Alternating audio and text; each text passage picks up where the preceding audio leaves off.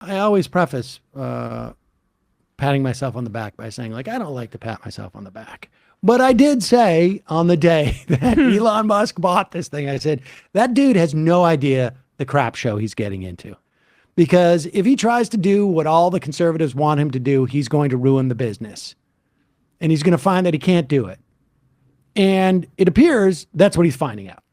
Now, it was announced today that one of his other companies, what is the SpaceX, is going to advertise a lot on Twitter because, of course, people on Twitter are always looking to take a ride in a spaceship. And so they're going to do a lot of advertising. In other words, he's taking money from one company. Is that a publicly owned company or is it a private company? Because if it's a publicly owned company, this is about to get a lot more interesting. And he's going to take a bunch of the money there and SpaceX is privately owned. Okay, so it's not that much of a problem, although he's gotten a lot of grants, hasn't he, from the US? As of December 2021, per Politico, since 2012, SpaceX has received $5.6 million in federal and state subsidies. So he's probably going to put more than that here. He is basically, it sounds like he's taking one company and figuring out a way of transferring money into another company, those funds, by advertising. Sounds like innovation. Yes, it's called accounting innovation. And many people probably sitting in some type of white collar prisons right now for similar accounting innovations. But if you do it out in public, maybe you get away with it. But he's learning from the FTX example. He announced this weekend that to his Twitter employees, to the extent that there are any left, that the company may face bankruptcy. And this is what would happen in bankruptcy. It would, they'd go in, they'd have a company that was, that he paid $44 billion for. He would appeal to a bankruptcy court, essentially. I'm making some shortcuts here for the sake of brevity, and basically say, I can't pay these creditors. They all need to take a haircut for this company to survive. So I right now I can pay them nothing. But if they're willing to take 25 cents on the dollar, 10 cents on the dollar, 50 cents on the dollar, then maybe we can, work it out. So suddenly he doesn't owe $44 billion or whatever. It's half that. Maybe it's a little bit less. Or maybe it's even less than that. And, maybe he turns around and he sells it at a little bit of even of a loss like that. But the real question for him is, because he's such a charlatan, and this is the way that people like this think, how can I need an excuse. The material losses are one thing, but the esteem, how can I make it seem like I don't care? He tweeted out, I did it for the lulz, the LOLZ, right? Did you do that? It's like an 8th grade kid. Well, no, you do that because it's like an 8th grade kid, but he's basically saying I'm not worried about this. Doesn't matter. I got it, because he needs to protect his brand, not because of money. He doesn't need any money. He needs to do it because of his own sort of deep-seated insecurities or whatever it is. And so he's looking for an exit strategy. What could possibly be that exit strategy? And then this weekend, Ed Markey, who sits on a regulatory committee that has oversight over some of his stuff, tweeted out this. A Washington Post reporter was able to create a verified account impersonating me. I'm asking for answers from Elon Musk, who's putting profits over people and his debt over stopping disinformation. Twitter must explain how this happened to prevent it from happening again. Now, hold on. Markey is, what committee does he sit on that has that regulatory function over, I don't know if it's necessarily over Twitter, but, there is an issue.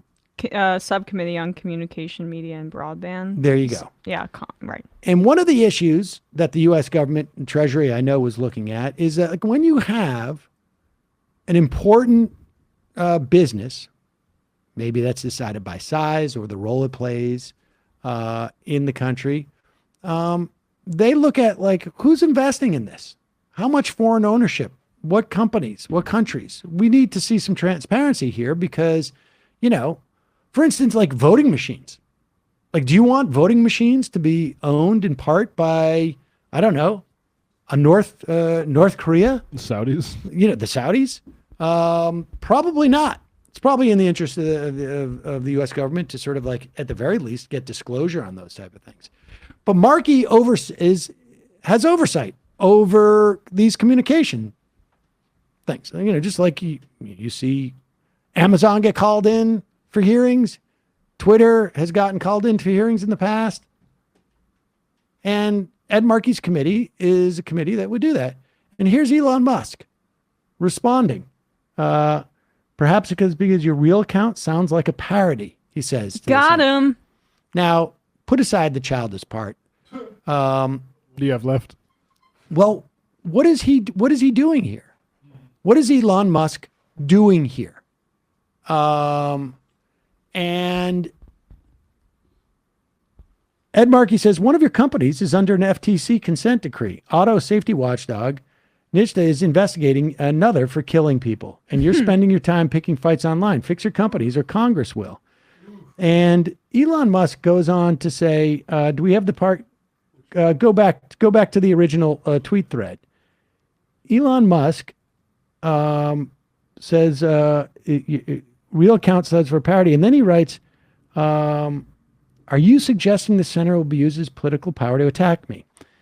At one point, he also says, because he's got different oversight things. But at one point, he also says, like, why are you wearing a mask? Yeah. In your thing. Your Could you profile put that picture. up? That's part of that original thread. It's in this one? Yeah, it was. Why are you wearing a mask? He's mocking Markey here. Now, of course, he has every right to do that. I would spend every day online if I could, mocking, Ted Cruz. But you got to ask, like, why is Elon Musk doing this? He's watching this company fall apart because advertisers are running because the place looks like a crap show. And corporations just don't want to be associated with it because it looks like a crap show. There's no brand protectiveness. And here's why is your profile picture have a mask? Elon Musk says here. He's antagonizing Ed Markey. And he's actually when that other thread he had, like, is somebody suggesting that he's going to use his power as a senator in regulatory oversight to harass me? You know what this sounds like to me? This sounds like a guy who's looking for an exit strategy. It could be he's just high or he's drunk and he's sitting in his office and he's pissed and he thinks, like, Mark is showboating, so I'm going to F with him. But he could also be, here it is. Are you suggesting the senator will use his political power to attack me?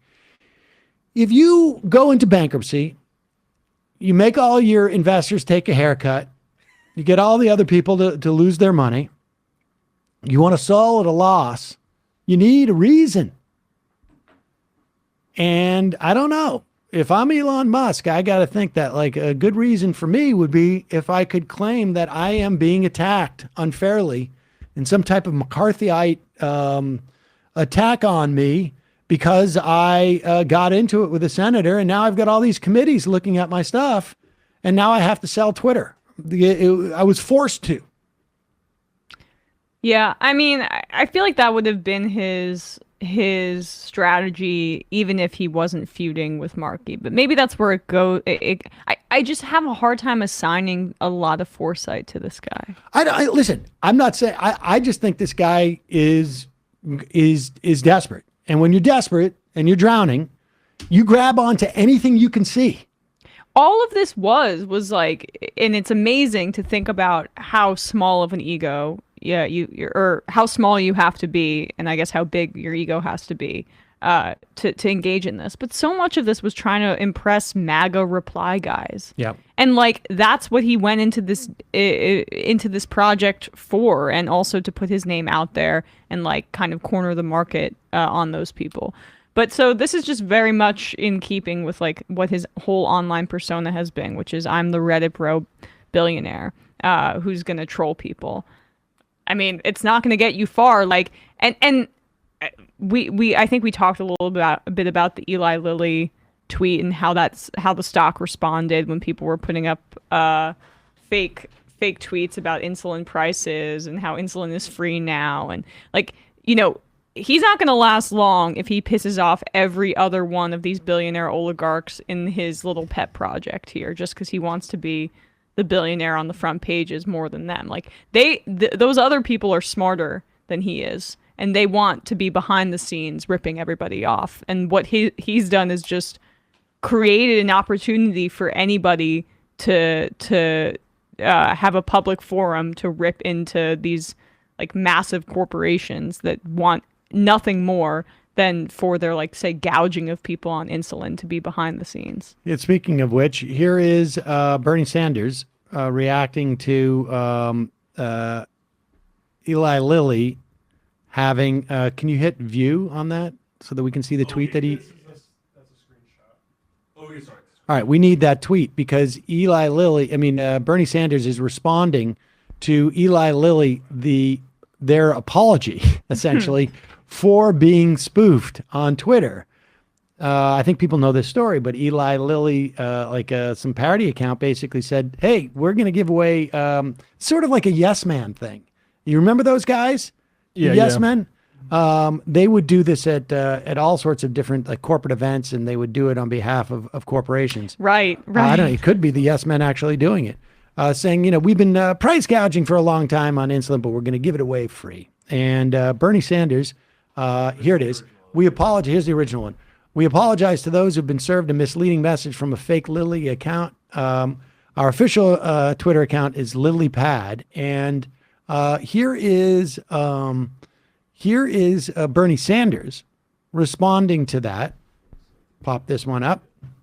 And Bernie Sanders basically says, right here, let's be clear. Eli Lilly should apologize for increasing the price of insulin by over 1,200% since 1996 to $275, while it costs less than $10 to manufacture. The investors of insulin sold their patents in 1923 for $1 to save lives, not to make Eli Lilly's CEO obscenely rich. And then Elon Musk jumps in because it's not like he's burning a company down to the ground. He's got time to, I don't know, if he's sitting on the can looking at Twitter. To nuance troll Bernie Sanders on insulin prices. Full answer, insulin price question is complex, says Elon Musk. This is a classic of the fact check genre used to obscure reality. Yeah, how many Pinocchios are you assigning to this? Not Elon? quite. Short answer is that original insulin, discovered in 1921, not 1923, is inexpensive, costing as little as $25. New, higher efficacy analog variants of insulin, in other words, better insulin, but he had to say the higher efficacy analog variants of insulin are more expensive. And scroll down, watch what happens after he posts that. And he puts a link. Walmart announces its own brand of low-cost analog insulin. Twitter's readers added context to this. A RAND study in 2020 found that in the United States, the average price of a standard unit of insulin analog is $99.94. But in non-U.S. OECD, that is the European, what is it?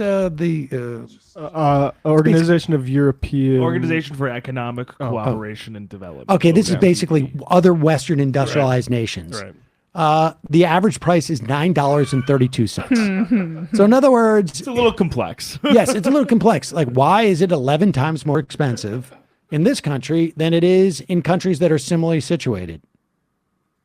And the answer is because the full answer to insulin price question is not that complex. It's called price gouging. Profiteers, yep. Yep. It's funny looking back as you see Elon do all this like tweeting all day, just dumb crap. This Inc. article from 2021. Science reveals how Elon Musk can work 120 hours per week. It has nothing to do with time management. And it's no secret that Elon Musk puts a tremendous amount of hours into his work, famously working upwards of 120 hours per week and sharing his opinion that founders need to work 80 plus hours a week. All that's bullshit because he considers Twitter working, like and being driven around in cars, like sending messages like, oh, that's work. I mean, me scrolling Twitter should count as work. Yeah. Let's not get too crazy. Let's not get We should too all crazy. be paid per scroll. Anytime you work on a computer, Got some or overtime anytime hours. you're in front of a screen, it's work. I got some overtime hours between 12 midnight and 3 a.m. last night. Golden hour. We could get those hours up too if we had Elon's doctor writing us some scripts. That's literally the billionaire secret. They just have wonderful pharmacists. You know what Inc said the secret was? Have fun. You have a passion for what you're doing. It's not even hard Yeah. to There you work. go. That's pretty good. You never have to work a day in your life.